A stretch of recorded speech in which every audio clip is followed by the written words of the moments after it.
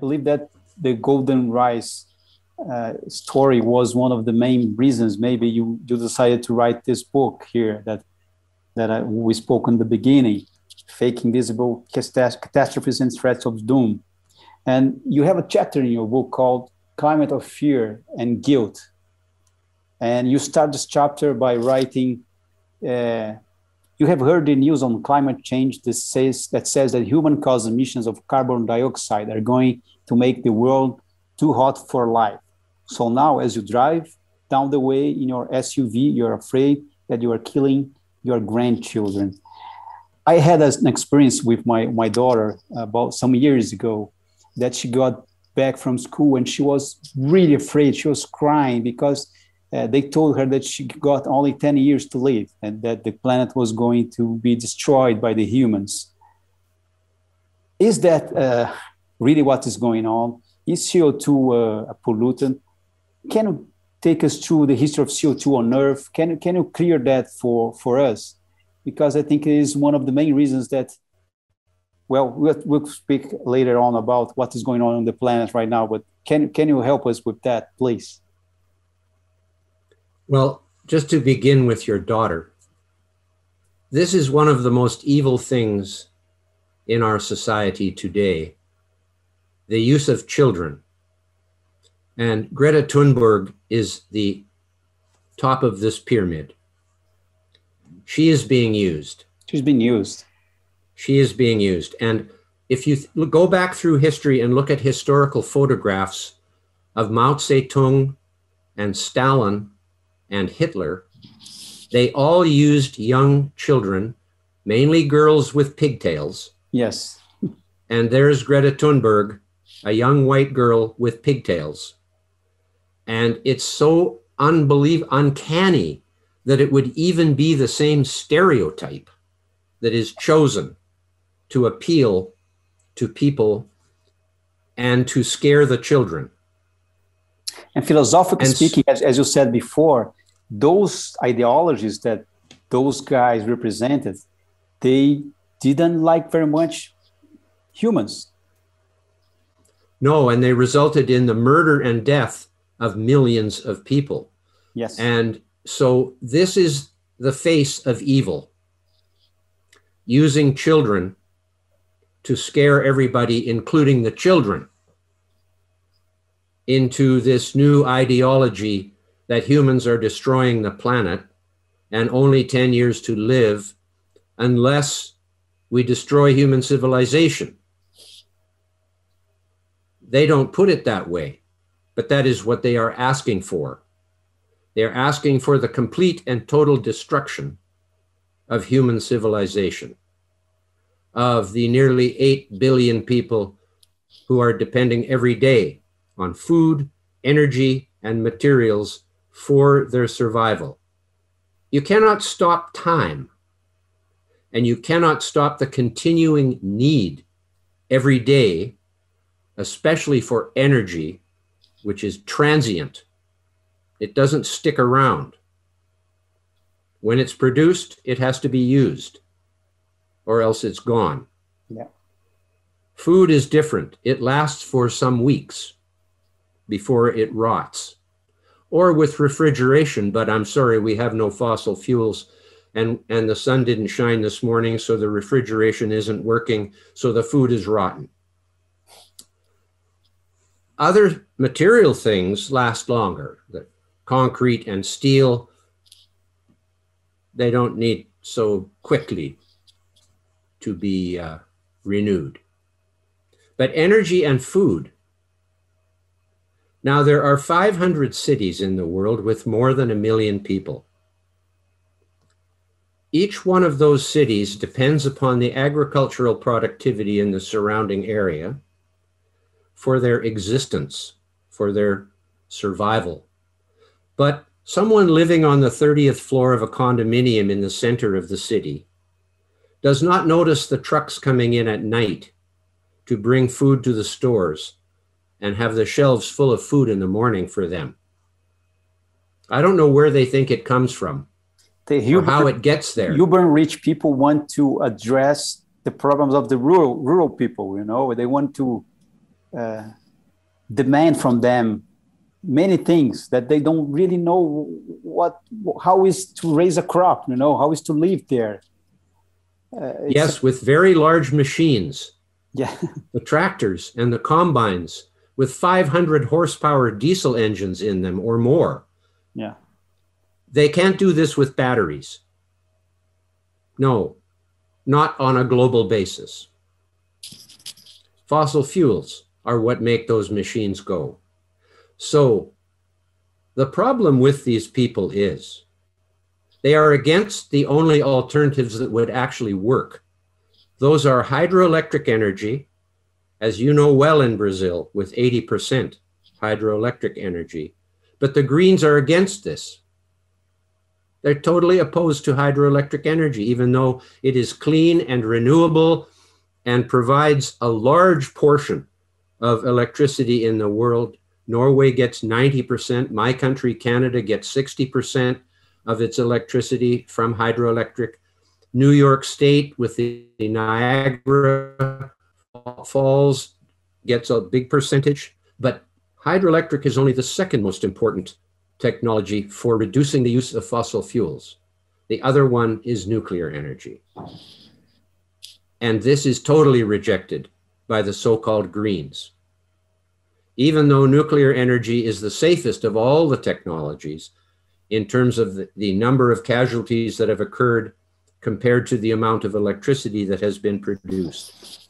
The fossil fuel industries are more dangerous. Hydroelectric is more dangerous because sometimes dams break or burst the machines. In Russia, I think more people died in one small hydroelectric accident in Russia after the Chernobyl accident than died from the Chernobyl accident. And Chernobyl was the only nuclear accident that has actually killed people. Neither 3 Mile Island or Fukushima killed anybody from radiation. Nobody.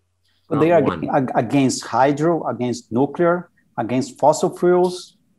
Yes. What are they against? They're against 98% of the world's energy. So they want to kill us. I don't know if it's in their intention, but it certainly would be the result. And yet at the same time, they are fanatical, like religious zealots, like crazy people. Like if you look at Extinction Rebellion, they dress up in these costumes like there's something in between Star Wars and the thing that the Spanish did, the Catholics did. What was that called? Inquisition. The Spanish Inquisition. It's sort of a combination of the type of robes that these priests would wear and Star Wars, all in one thing. And Extinction Rebellion, I don't know what they mean or what they're trying to say, but they are a cult. Did you hear fanatical they had a plan to make a collective suicide? Yes, that would be a good idea on their part. Yes. Yeah, we could use that a little bit. Unfortunately, their ambition is to make collective suicide on us. On us. Yes.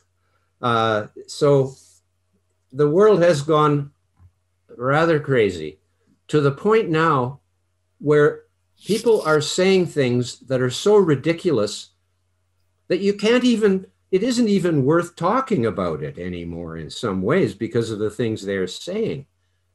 They are saying that carbon dioxide is going to kill the world, when in fact, carbon dioxide is the main food of all life. It is the building block of life. Can you explain to us, people, it's hard for me, I'm a lawyer. Can you explain to us how it works and in the history of the planet, how CO2, yes. Please. Carbon dioxide came from the inside of the earth in the early years of the earth when it was much hotter. Through volcanic action, the gas carbon dioxide was put to the atmosphere. And then it dissolves in the ocean, like all gases do. Oxygen dissolves in the ocean as well, or fish couldn't live there because they breathe oxygen because they're animals. But all the plants in the sea which are hard for people to imagine because most of them are microscopic. They're called phytoplankton, and they can't be seen with the eye. When there's a big bloom of plankton, you can see it from the air in the ocean, making it different color. You can see that because there's so many of them, billions of them. But one plankton cannot be seen with the eye. This comes to the theme of my book. What I realized was that all the scare stories, not just some of them, virtually all the really important scare stories are based on things which are invisible. Carbon dioxide is invisible. Radiation is invisible. Whatever is in GMOs that is bad for you must be invisible, or they could show you on their hand what it is. Actually, if CO2 is real, it's just invisible, and so is radiation real, but invisible. But the bad thing in GMOs actually doesn't exist. How do I know that? If it did, it would have a name and a chemical formula. Ask somebody what the bad thing in GMO's name is, what its chemical is. It's nothing. It doesn't exist. It is zero.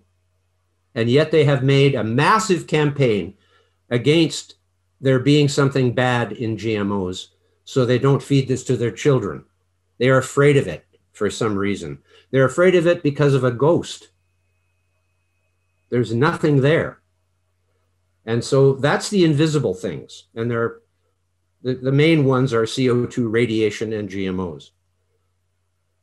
The other category is things which are so remote, so far away, so hard to see, like polar bears in the Arctic and coral reefs in the tropics. Coral reefs are underwater. They are far away from most people. They're offshore. They're not on the land. And so what percentage of people actually have done a lot of snorkeling or diving on coral reefs? Very few. And most of them don't want to get involved in the politics. They just want to go and see the coral reefs. Mm-hmm. So there you have, polar bears and coral reefs are definitely the two most iconic symbols of climate change, destruction, and extinction. Yeah, we had Susan Crockford here. She explained to us about polar bears. And it is an icon that nobody sees because it's so far away that, it's impossible, almost impossible to get there. And so that's why, that's the same thing. That is why it is possible to make up stories which are lies because nobody can see it for themselves. So in science, the first principle is observation. You have to see something. In religion, you don't have to see the higher being to have faith. You just have faith that it's there somewhere in heaven or wherever. But with science, you must observe. You must see it. If not with your eyes, with a microscope, a telescope, a Geiger counter, or something which can detect things that you cannot see so that you know they are there. You know the radiation is there.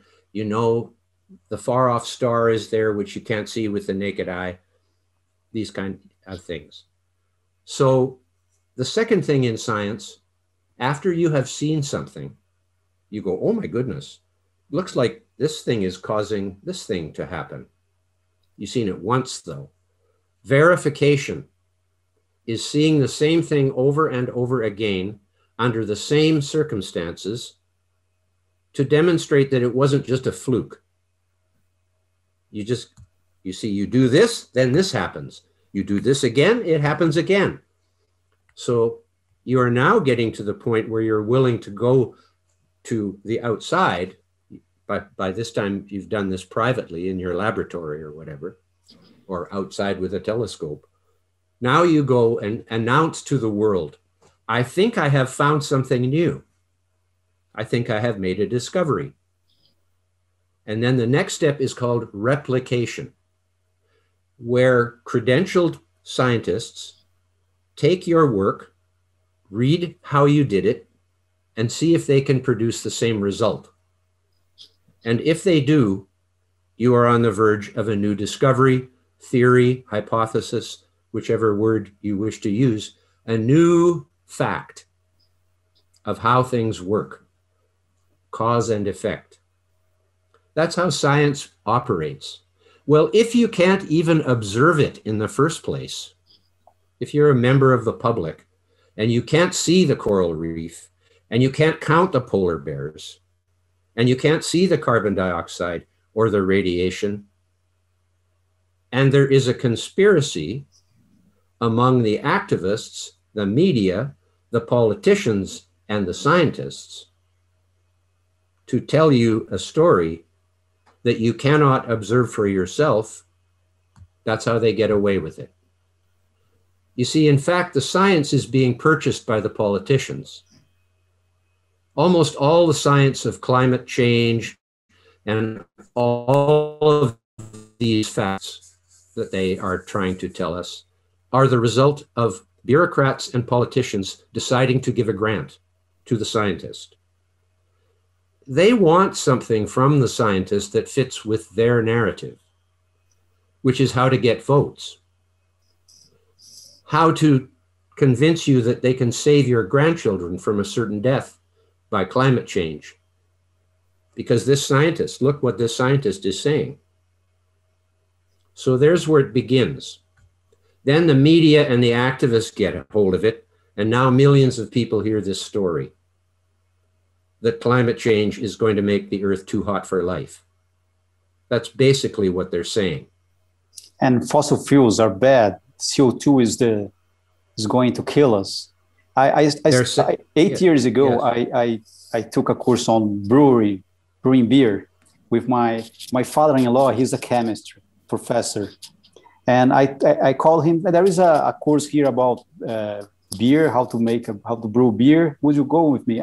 He went like this, but he went and we had fun. And we the first day was about chemistry of what was going there. And yes. I realized for the first time that it was carbon dioxide that was fermented from what we were doing. And then I realized there was carbon dioxide on our sodas, on our water and everything. So, but they tell us that is a pollutant, you know? It's not quite like that, isn't it? No, it is not. And of course, for humans, carbon dioxide is what we expel. For plants, it's what they eat. That's why we need to think like a plant, because we don't really need CO2. For us, it is a waste product for all animals, because we take in oxygen, which we use to digest the food that the plants has made for us. Even if we eat an animal, that animal ate plants, or the animal it ate plants. We don't eat too many animals that are way up on the food chain, except in the marine world. We eat a fish which has eaten a shrimp, which has eaten a zooplankton, which has eaten a phytoplankton, which is the plant. So in the sea, there are many levels of the food chain before we eat something, quite often. On land, not so much.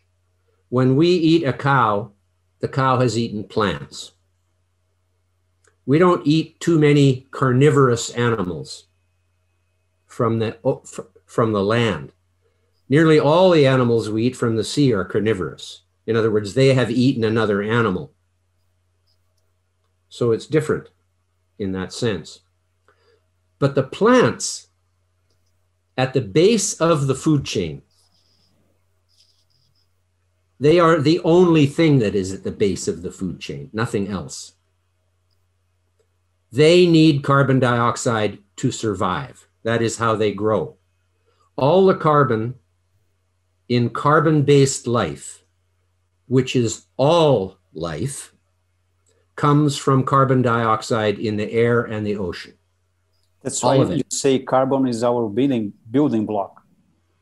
It is the building block of life because water is the other factor. Photosynthesis, green plants are the basis of all life. And photosynthesis involves the combining of carbon dioxide with water to make glucose, to make sugar. As we know, sugar is energy for us. It's also energy for plants. When we eat plants, we get the sugar, the starch, and the fat, all of which comes from the original combination of CO2 and water to make sugar. That's the energy we get from the plants. That's what makes us live. In the same way that fossil fuels run our car, the energy from plants is coming from glucose and starch and fats, which we use for energy. We wouldn't be here unless the plants produced those energies. And they produce it from solar energy, combining water and carbon dioxide in photosynthesis inside the plant. That's what chlorophyll does. Chlorophyll is the catalyst which makes possible the combination of water and carbon dioxide to make sugar. And from there, the whole energy chain of life begins. So you say that wood, can I say that wood and coal are batteries that store energy from the sun with carbon? Of course. Is that right? Well, coal is made from wood, almost entirely. The forests died and were buried and became sediment underground. And millions of years later, because of the heat down deep, when the trees get down deeper and deeper and deeper, they turn into hydrocarbons. They began as carbohydrates. Wood, most of life is made of carbohydrates, which includes carbon, hydrogen, and oxygen, those three.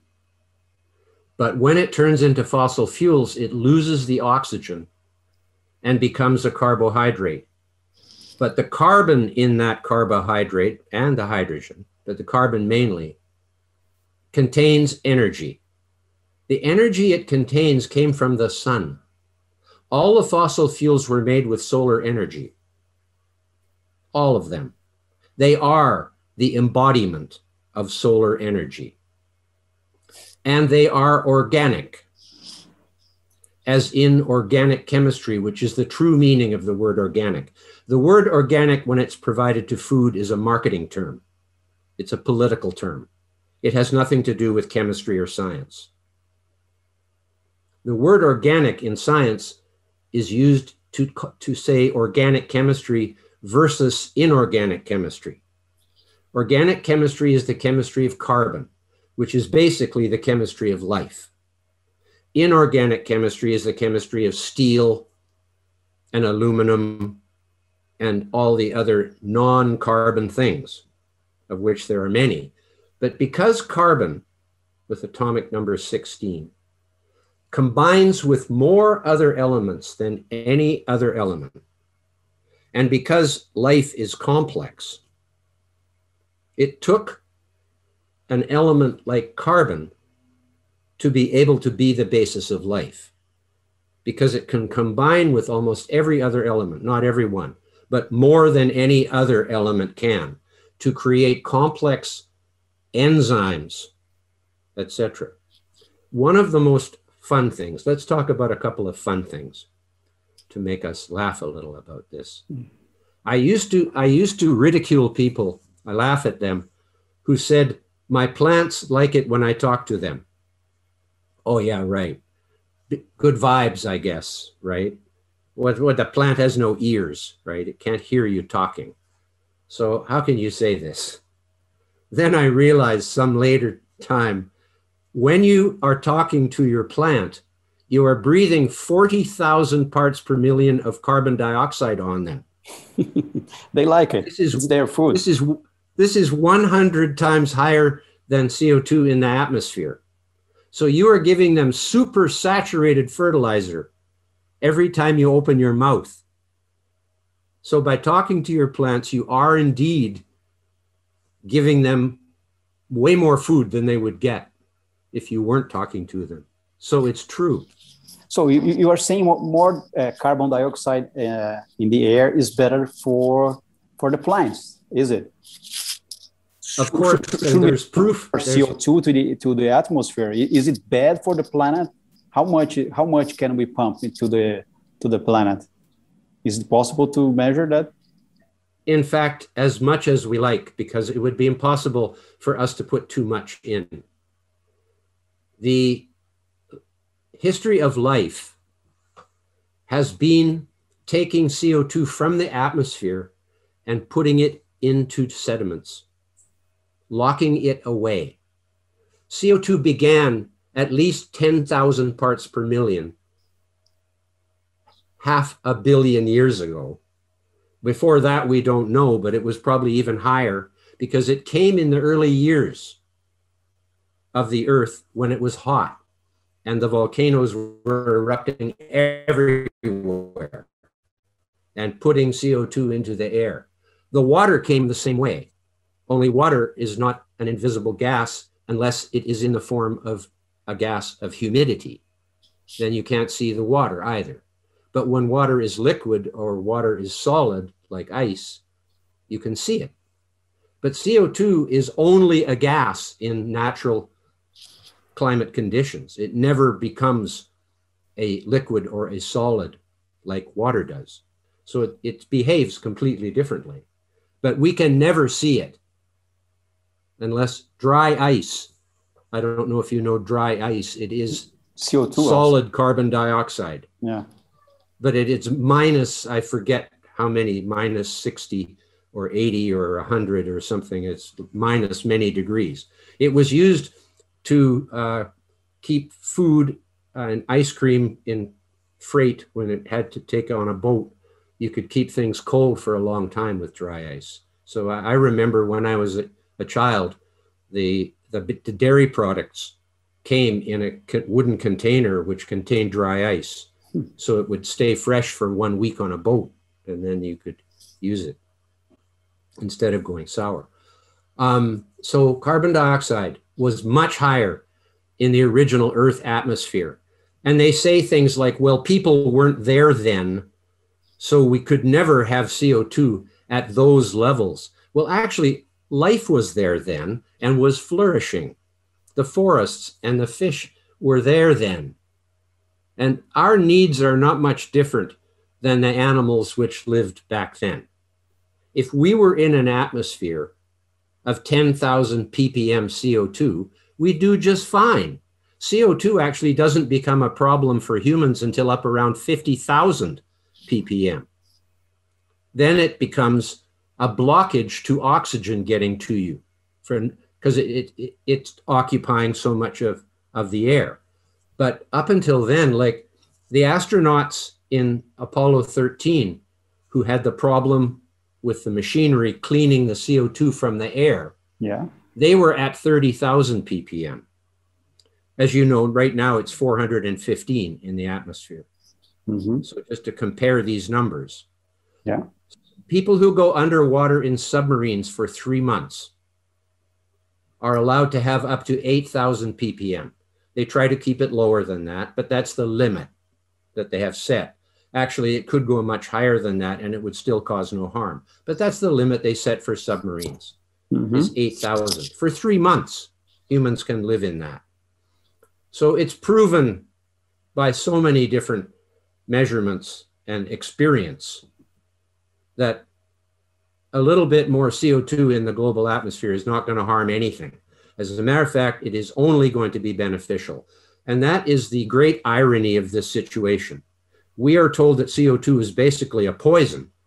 It has been named this by the Environmental Protection Agency of the United States as a pollutant, when in fact it is the giver of life, the basis of life, and more of it would be only beneficial, not harmful. And the way we know that is that greenhouse growers, I don't know if you have a lot of greenhouse growers in Brazil. It's warm all year round, so you don't need them so much. But in many climates like ours in Canada, greenhouses are a big producer of food, partly because you can keep them warm much easier. You can keep the heat in instead of just it going up in the air. Mm-hmm. That's the nature of a greenhouse. But also because you can increase the carbon dioxide level in the greenhouse, which virtually every commercial greenhouse grower in the world does. They pay for carbon dioxide to increase the CO2 to 800 or 1,200, in between there. Now, they could go up to 2,000 and still get faster growth, but then the CO2 becomes more expensive because the curve flattens out. So it's partly economic that they don't go higher than 1,200, because they would still get more growth if they did. But 800 to 1,200 is where the economics and the growth rate are optimum.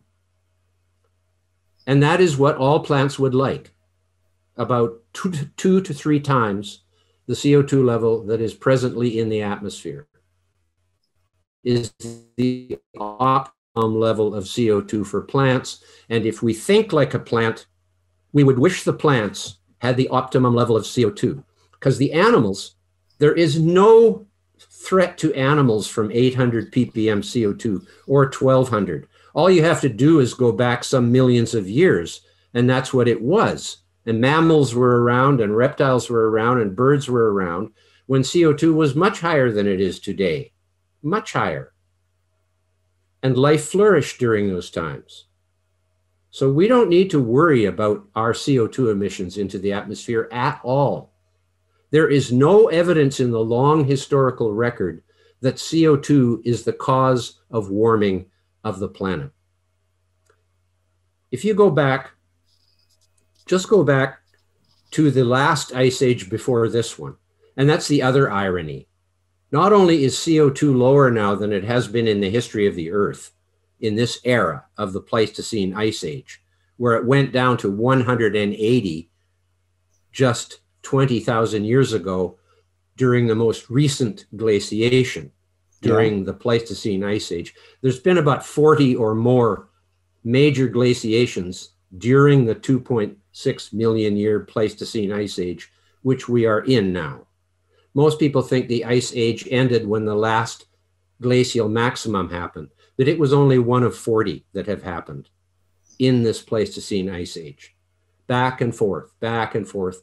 And we are now in an interglacial period. In other words, a period between glaciations. But still cold.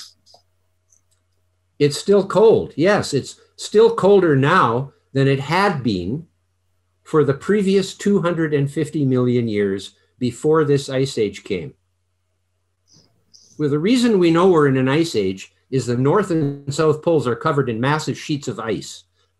And at the peak of the glaciations, the ice came all the way down south of the US-Canada border, so that almost the entire country of today, Canada, was covered in a sheet of ice. In some places, 5 kilometers deep. In other places, only 1 kilometer deep. But there weren't too many people living there. That's the other thing. They almost worship ice, like the glacier is a wonderful thing, right? No, it's preventing a forest from growing there. That's what a glacier does. It stops a forest from being there with animals and birds in it. So I say, let the glaciers melt. Then there'll be some life there. Glaciers are not alive. They talk about killing the ice, about melting the glaciers, killing the ice, as if it is alive, as if it's an animal or something. No, it's water, which is frozen solid and is useless to life. Pretty much useless. When it's in a liquid form, we can use it. Yeah, going back to the CO2, you said that the last ice age, the CO2 levels went down to around 180. Yes. Is there a threshold that below the plants would die? Yes, 150. 150. So 150. we work really close to kill all the plants at the last ice age. Yes, and this is just the lowest it's ever been in the history of the Earth, was only 20,000 years ago. And that's because continuously, as the time has gone on, carbon has been captured in sediments. And the fossil fuels are only actually a small part of those sediments. The main part of sediments which contains carbon are the shells of marine animals and plants. If you read my book, the chapter on this is in there to show this is called carbonaceous rocks. These are rocks which are of life origin. Most rocks came from volcanoes or were secondary sediment, like lime, like sandstone was first ground up by glaciers and then formed sandstone and then solidified. So they're secondary rocks, but they all in the first place came from basically the center of the Earth as volcanic activity. Whereas limestone and marble and chalk are made from life. The shells of creatures which learned to make armor plating for themselves, like a clam. Think of the soft body inside a clam. If it had no shell, anything could eat it so quick. The shell is like a knight with armor on the body, right? With a lance and a sword. So life learned to do this in the sea. Many different types of creatures. Coral reefs are one of the main ones. They produce skeletons made of calcium carbonate. The carbonate came from CO2. The calcium came from the seawater, from the land originally. All the salts in the sea came from the erosion of rocks and the minerals in the rocks. So the sodium and the calcium and all the other potassium and all the other elements that form the salt in the sea came from the land. But the CO2 came from inside the Earth via the atmosphere and dissolved into the ocean. So all of these sea creatures like shrimp and crabs and clams and oysters and mussels and tiny plankton, foraminifera, which are an animal size of a tiny grain of sand, which you could see in your hand if you had some, but not many people know what they are. And then even smaller are the phytoplankton, coccolithophores being one of the main ones. They have a beautiful shell. It's in my book. You can see a picture of it under a microscope. And they all make these shells. When those creatures die, their shells fall to the bottom of the ocean and become part of the sediment and take the carbon dioxide with them and reduce the amount of carbon dioxide that is free in the air and the water for life. So all through the history of life, life itself has taken the carbon out of the atmosphere and put it into fossil fuels and carbonaceous rocks, which are by far the largest source of, or deposit of carbon that is taken out of the atmosphere, out of the ecosystem. And now CO2 is at the lowest levels it's ever been in the history of the Earth. During the Carboniferous era, when the forests were created, when trees evolved and blanketed the Earth in forests and increased the amount of life on Earth by more than 90%. Because today, forests are about 90% of all of the life on Earth with their biomass. And so all of these carbon deposits were taken out of the air. And by burning fossil fuels, we are simply putting some of it back where it came from. All of the carbon in fossil fuels came from the atmosphere to make forests and to make sea creatures, which is where the oil and gas are coming from. The bodies of sea creatures which fell to the bottom of the ocean and turned into oil and gas. On the land, the coal came from forests. So there's two different generations of fossil fuels, two different sources of what made them. But let's just take coal.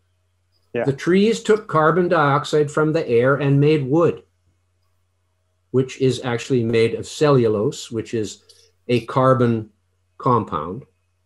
Cellulose is actually a polymer of glucose. Yeah. Most people don't know that. Cellulose is actually a plastic. Cotton is cellulose. Cotton is also a plastic in that it is a polymer.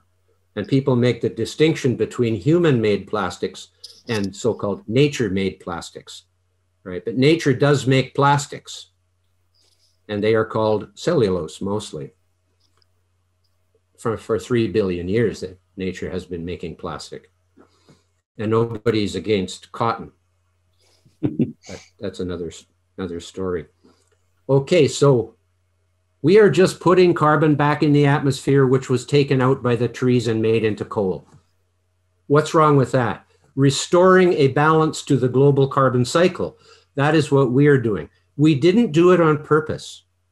We used fossil fuels because of the energy they contain. At the beginning, we didn't even probably know what CO2 was when we started using coal. Yeah.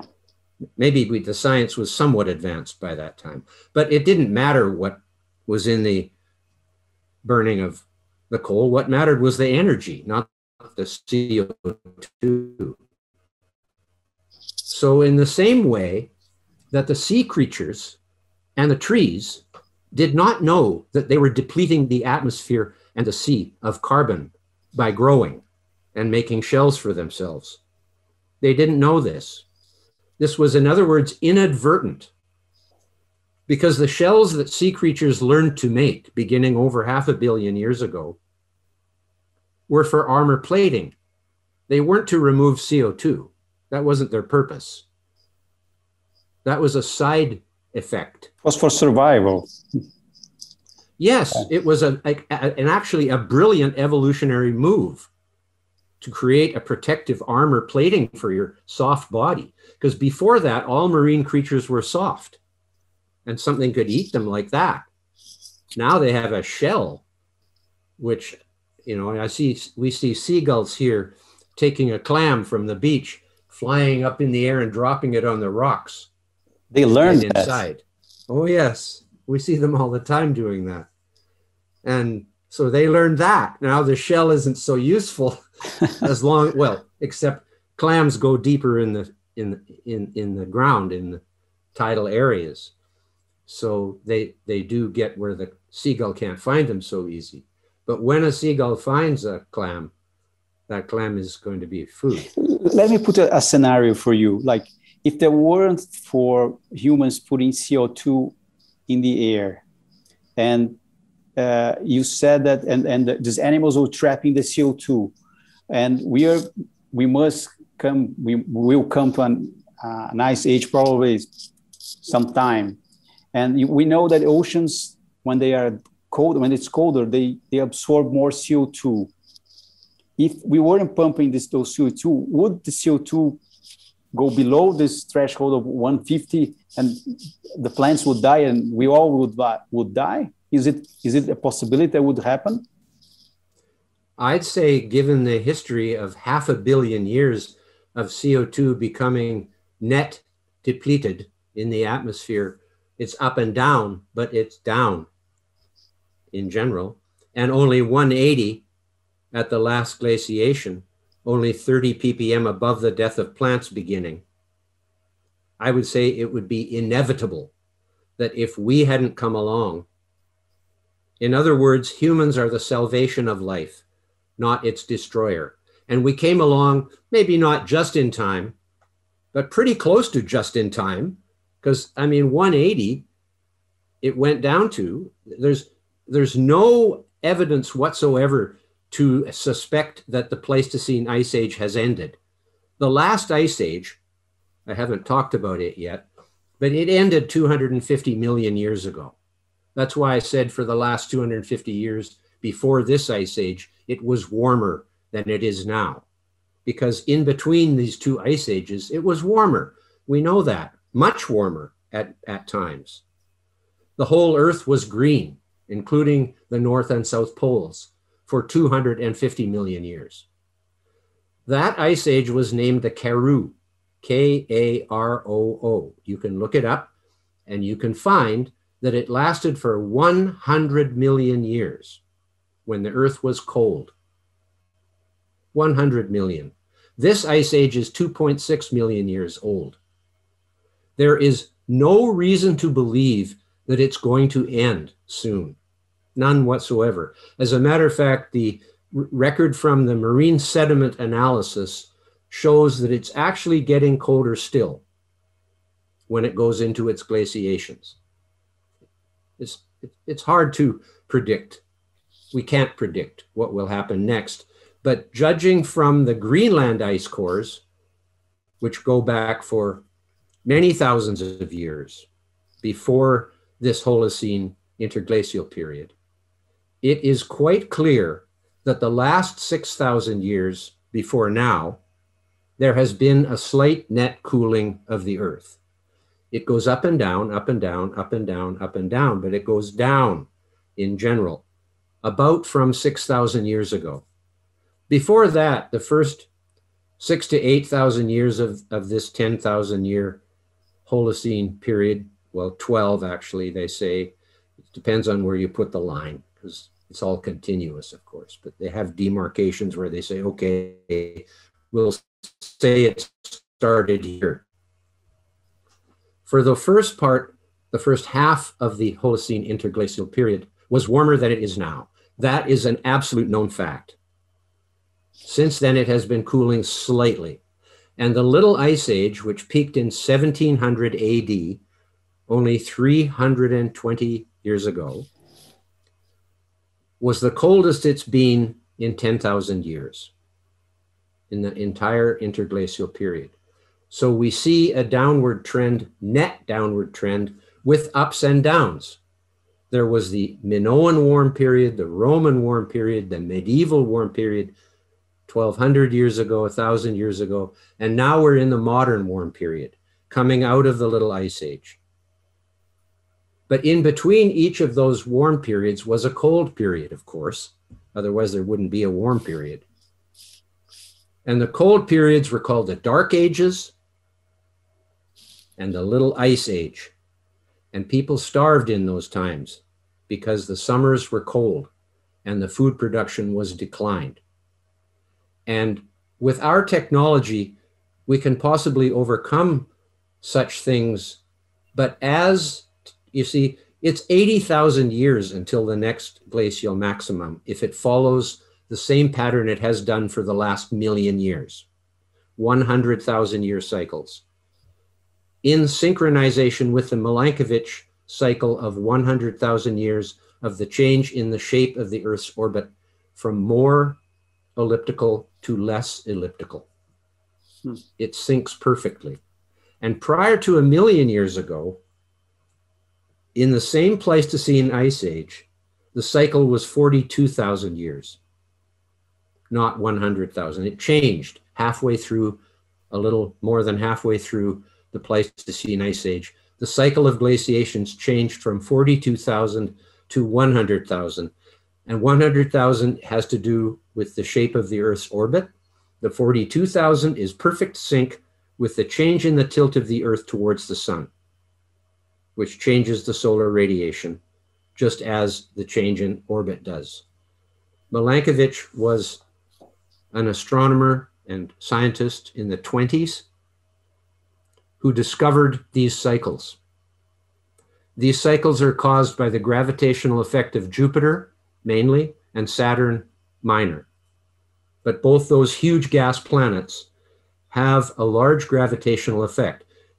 Not many people know that not only do the moon and the sun control the tides, but the fingerprint of Jupiter's gravitation is in the tides on this Earth. It's actually incorporated into the calculation. Oh, is it? Yes, it is. But Jupiter also causes, and Saturn as a minor player, causes with the changes in the orbit of Jupiter and the Earth, there's a 100,000 year cycle, which has to do with Jupiter affecting the shape of the Earth's orbit around the sun. It's never circular. It's always elliptical, but it goes in and out to make it more or less elliptical. And the tilt of the Earth is on a 42,000 year cycle, also in sync with a Milankovitch cycle caused by the gravitational effect of Jupiter. So we know some things. We don't know everything. We don't know why these 1,000-year periods of warming and cooling have occurred over the last 6,000 years. We have no idea. Well, some people think they do. But I can say, from my knowledge, that there's nothing certain about anybody's hypothesis regarding why there was a Minoan warm period, a Roman warm period, a medieval warm period, and now a modern warm period. And it's 1,000 years from each peak to peak. No one knows, approximately 1,000 years. No one really knows why that's happening. So there's so much more that we don't know about climate change than we do know about climate change, that is also why it is ridiculous for these people to think they know the future like they have a crystal ball in their hand, which is actually a mythical object. They are telling us that we need to destroy our civilization for what? They don't know. For a fantasy, for a fairy tale, for the exact opposite of the truth. The truth is CO2 is entirely beneficial. It is the basis of all life, and doubling it in the global atmosphere, even if it did cause a slight temperature, which we think is probably less than 1 degree Celsius, that would be beneficial in itself, especially in Canada. One of the weirdest facts, so weird, is that, Danielle, the worst fear of climate change is in the coldest countries on Earth. It is. Canada is the coldest country on Earth, colder than Russia, just by a bit, by 0.3 Celsius. And the reason for that is because we have all these northern islands in the Arctic. Russia doesn't have so much of that. So even though Russia has colder parts than we do in Siberia, average temperature over the whole of Canada is 5.35 minus Celsius. We have an average temperature of 5 degrees plus below zero, in other words, freezing. And if the Earth warms up by 1 degree Celsius, our farming can go 200 kilometers further north. Right now, it's only in a narrow band across the bottom of the country. Most of Canada is not capable of even growing food. And you go further north, you can still grow trees, and then eventually you can't even grow trees because it's tundra, as they call it, barren land, which is nothing wrong with it, but it doesn't support human beings very well. The only reason the Inuit, the Arctic people, can live up there is because of the marine life, the seals and walruses and fish. If it wasn't for the marine life, all they would have to eat is polar bears, and polar bears like eating them. So it's a good thing they had all those dogs, because that's the only reason they could be there too, was because they had those dogs to keep the polar bears away. Anyways, another story. But people in Europe, Sweden, Greta Thunberg, right? They are fearful of climate change, even though it's a frozen block of ice there most of the year. Same in Canada. People in India and China and Nigeria and Saudi Arabia, and I'd say even Brazil, are not so concerned about climate change, even though they are in the warmest countries in the world. And when it comes to climate refugees, they are predicting that millions and hundreds of millions of people will flee to the north. No, the only climate refugees are the people in the north fleeing to the south for the winter to go to a warm place like the Caribbean or Mexico or Northern Africa, or, you know what I mean? Yes. It's the truth. Brazil. I don't want to stay here in the winter in my, I've got a glacier that stays there all summer. It's beautiful as an artistic thing. I don't want to go and live on it though.